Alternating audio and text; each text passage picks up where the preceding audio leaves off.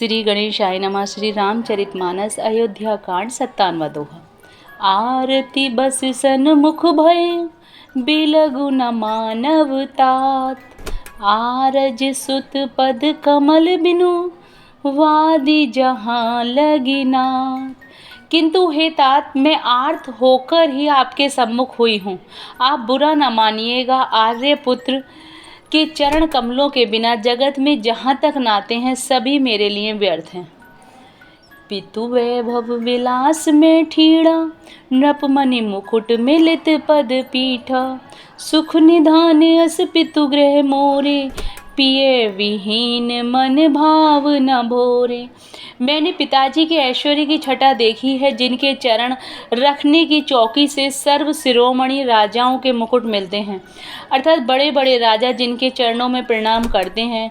ऐसे पिता का घर भी, जो सब प्रकार के सुखों का भंडार है, पति के बिना मेरे मन को भूल कर भी नहीं भाता।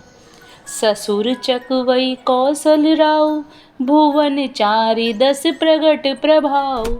आगे होई जे सुरपति ले, अरद सिंहासन आसन दे।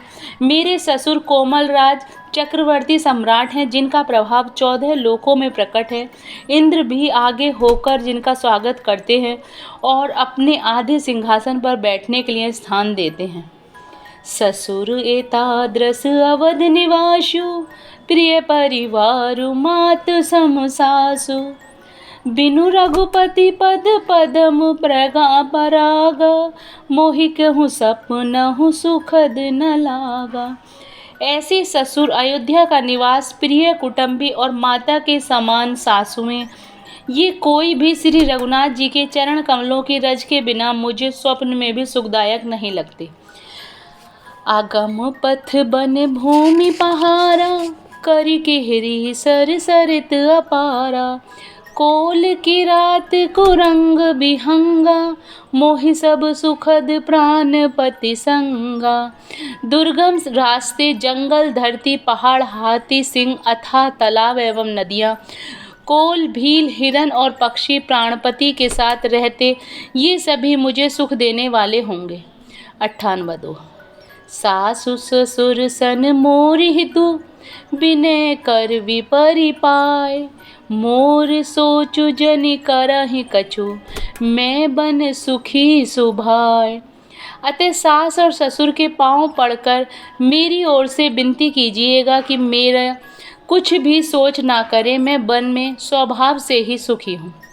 प्राणनाथ प्रिय देवर साथा, वीर धुरीन धरे धनु भाथा। नहीं मग श्रम भ्रम दुख मन मोरे, मोहि लगी सोचु करहि जनि भोरे। वीरों में अग्रगण्य तथा धनुष और बाणों से भरे तरकस धारण किए मेरे प्राणनाथ और मेरे प्यारे देवर साथ हैं। इससे मुझे न रास्ते की थकावट है, न भ्रम है और न मेरे मन में कोई दुख ही है। आप मेरे लिए भूल कर भी सोच ना करें। सुनि सुमंत्र सिय सीत लिवानी, भयहु विकल जनु फनि मनि हानि। नयन सूझ नहीं सुनहि न काना, कहि न सकहि कछु अति अकुलाना। सुमंत्र सीता जी की शीतल वाणी सुनकर ऐसे व्याकुल हो गए जैसे सांप मणि खो जाने पर। नेत्रों से कुछ सूझता नहीं, कानों से सुनाई नहीं देता, वे बहुत व्याकुल हो गए, कुछ कह नहीं सकते।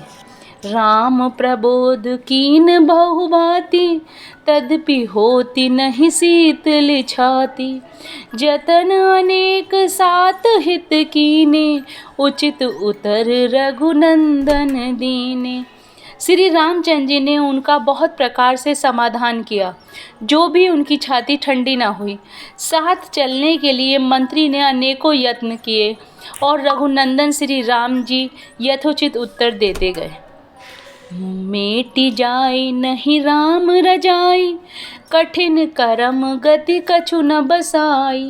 राम लखन सिय पद सिरुनाई, फिरहु बनिक जिमि मोर गवाई। श्री राम जी की आज्ञा मेटी नहीं जा सकती। कर्म की गति कठिन है, उस पर कुछ भी वश नहीं चलता। श्री राम, लक्ष्मण और सीता जी के चरणों में सिर नवाकर सुमंत्र इस तरह लौटे जैसे कोई व्यापारी अपना मूलधन गवाकर लौटे। 99 दोहा। रथु हाँ कहूँ है राम तन, हेरी हेरी ही नाय, देख निषाद विषाद बस, धुनहि शीस पछिताहि। सुमंत्र ने रथ को हाँका। घोड़े श्री रामचंद्र जी की ओर देख देख कर हिनहिनाते हैं। यह देखकर निषाद लोग विषाद के वश होकर सिर धुन धुन कर पछताते हैं। जासु वियोग विकल पशु ऐसे, प्रजा मात पित जी कैसे, बरवस राम सुमंत्र पठाए, सुरसरि तीर आप तब आए। जिनके वियोग में पशु इस प्रकार व्याकुल हैं, उनके वियोग में प्रजा, माता और पिता कैसे जीते रहेंगे।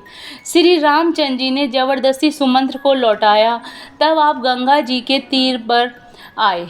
मांगी नाव ना के वटवाना, काहे तुम्हार मरम में जाना, चरण कमल रज कहु सब कहि, मानस करनि मोरि कछु एहि।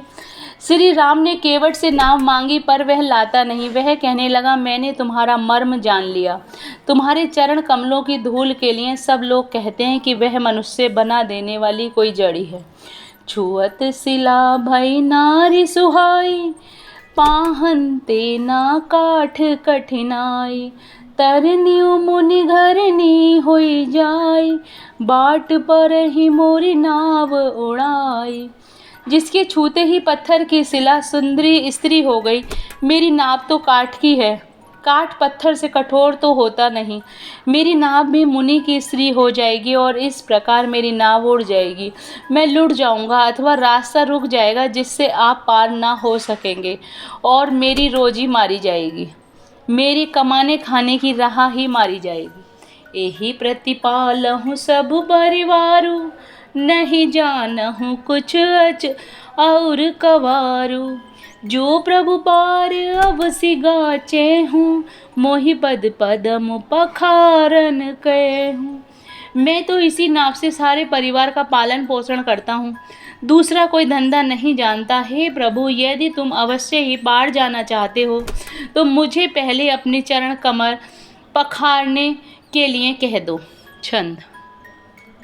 पद कमल धोई चढ़ाई, नाव नाथ उतराई, चहो मोहि राम राम, आन दशरथ सपत सब साची कहो, बरु तीर मारहु लखन पे, जब लगी न पाए पखारहूँ, तब लगी न तुलसीदास नाथ, कृपाल पार उतारी हूँ।